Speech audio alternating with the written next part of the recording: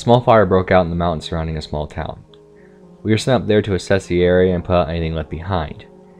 We hiked up 3 miles uphill on an old trail. You could tell it wasn't used too often. No tracks, footprints, and nature taking completely back. The fire had traveled up the mountain on such a slope that it was near 90 degrees. One wrong step and we could have fallen all the way to the base of the mountain. Fortunately, there wasn't much left burning. We mainly spent time lollygagging as we were marking damaged trees for our sawyers to take down. We even had one close call with one tree. Almost crushed me as it fell on its own accord. That's when I looked up to see her. It was probably a hiker who snuck past the roadblocks that were put up for the public's safety. Me and my partner yelled for her to come over here, but she just turned around and ran. We ran after her. It was too dangerous for her to go deeper into the burnt areas of the mountain, so it was our job to escort her off-site. We ran and at times tumbled down the side of the slope trying to catch up to her. After both of us fell to the ground, we found ourselves in an artificially made clearing, where the trees were cut down and fire line was dug. Looking at the ground, it was easy to tell that this is where most of the fighting took place to take out the fire. Plenty of smoke still rose up from the burnt, decimated land that still threatened to rise up and fight us again. But there was no sign of the women we were chasing. We followed the line between what was a fire and forest. Eventually we heard the sounds of a chainsaw ahead. We reached the source to expectantly find another guy in a uniform matching ours. He didn't notice us walk up, as he continued to chop up a tree that had fallen and crossed the fire line. He jumped when he saw us from the corner of his eyes, almost cutting his head in the process. We asked if he saw a woman run by here. He told us he hasn't seen a single thing move in this forest, but he might have been too distracted to notice. We were about to head further up the line to search for her when he reminded us that we didn't radio with the boss when leaving our area. So we decided to turn back and avoid getting fired, figuring she might have gotten off the mountain by now anyway. Not long after we turned back though, we saw her run by in the forest. Once again, we pursued her. This time we were able to catch up closer, and I was able to get a better look at her. I noticed some strange things about her. For starters, she was barefoot. That's not a good idea to run without footwear around here. Second, one of her arms seemed to flail around like she couldn't use it anymore, or it was broken. And her head seemed to jerk back oddly as she ran.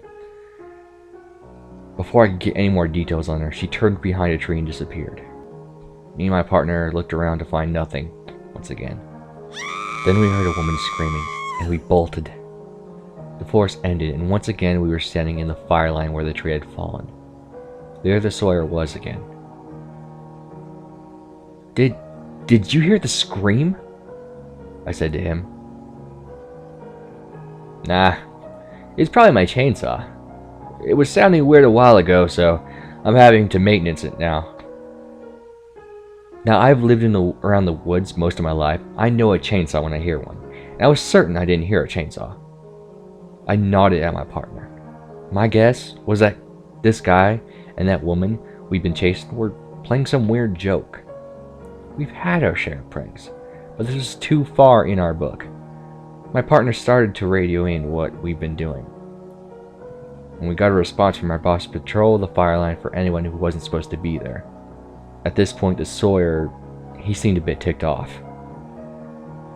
You know, it'd be best if you followed the black line. It doesn't matter much if she's in the forest. I mean, it's not like she's going to get a tree to fall on her on the unburned side. He tried to say this with as much authority as he possibly could. Something was off. We thought it was clearly just a prank he was pulling. My partner looked at me. Our turn, was what I read from it. I walked up to him. You know, I'm pretty good with a saw. I bet if you let me look at it, I could get it fixed in a jiffy. He nearly barked it out. No, stay back. I've got an unmarked tree that can drop at any moment. I grinned. I caught his bluff. I walked up and climbed over the large trunk of the fallen tree. At the corner of my eye, I saw blonde hair. The woman we were chasing had blonde hair like that. I thought, yes, I found the little skank. It was the woman, all right. I recognized the hair and the clothing she wore. She looked up at me with wide eyes. They were dead eyes. Her face was frozen and pale and pleading at me, telling me to stop whatever it was. She was crushed underneath a tree. Her neck seemed to be pulled out of place as if she was trying to escape from underneath the tree, still alive at the time. An arm was stretched away from the body, badly broken with bones sticking out of the elbow. I screamed for my partner. He jumped over with his tool ready. He looked at her and joined in the accusing stares toward the Sawyer. Shakily, I asked, "Why? What on earth were you?" A scream came from behind him. My partner pushed the Sawyer to the ground as I rushed to a pile of cut branches and foliage. Underneath it was another woman, still alive, covered in blood and mud. She gasped for air, going in and out of consciousness. Her chest was badly cut, as if he decided to carve her up. She was restrained to a large branch with a razor wire. I almost vomited as I reached for my radio, calling for a helicopter to pick up this woman.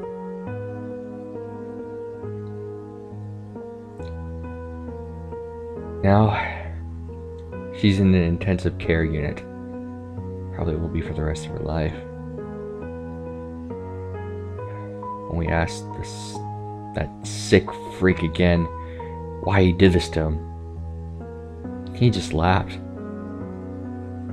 He told us they should have never came up here all alone. They wanted to have some fun with some strangers, and they got their wish. Ironically, what we heard added up to his story. The survivor, her sister, came to thank us. She told us that those women were talking about sneaking up to the mountain to find some young firefighters and have a little wild fun. So this brings me to tell you ladies something. Unless you think it's really worth the risk, never go off the trail.